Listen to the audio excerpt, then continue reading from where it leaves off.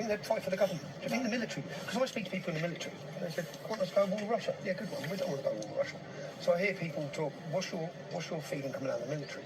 Are they demoralised? I advise people not to join the military with the current state of affairs that's happening. There's zero national pride. There's zero. Even the military has been compromised. They're being used as a political tool.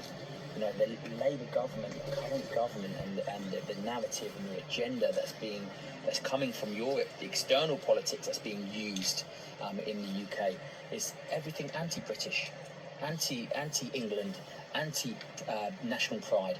Why would you go and fight for a country that doesn't even support you, that doesn't even want you there? It's let the migrants go fight. Well, listen. This is what they're doing at the moment. Listen, the fight's still. You watch the fight that's happening now. Why do you think they're putting them in military bases right now? You think that's a coincidence? They're fortifying them, and there's a whole agenda that's happening underneath that is a lot more sinister, and a lot more darker than you think. What do you mean by that? The people being imported Yeah. are part of a wider. Yeah, wider narrative.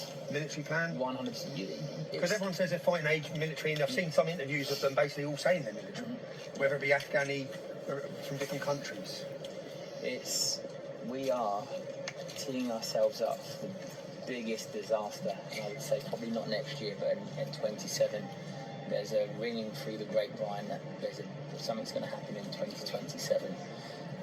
If we don't stop these boats from coming over, if we don't stop these migrants from not only being housed in our hotels and then being moved into military bases, but they're setting up a whole militia, if you wish, I believe, and what I've heard, because my ear is very close to the ground, that's happening in the UK right now. It's not just a case of these immigrants are coming in. There's a lot darker forces that's happening behind the scenes.